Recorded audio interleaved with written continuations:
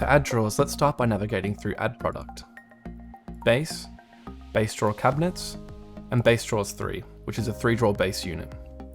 Just as with other base units, here you would add the dimensions and specifications you need.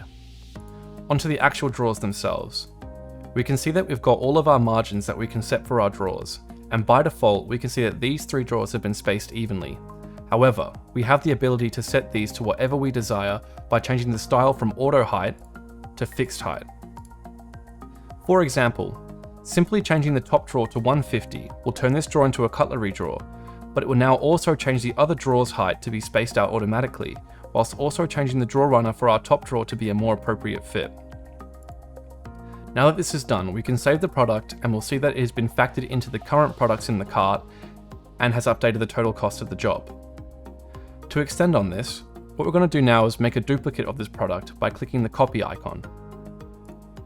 But we're going to add some notes and call this a cutlery drawer. We'll also set supply hardware and click Save Product. Now you'll note that our product has been added with its changed name, and also the price has been updated as this cabinet now comes with the drawer hardware included, whereas the original was for the supply of just the cut, edged and drilled panels only.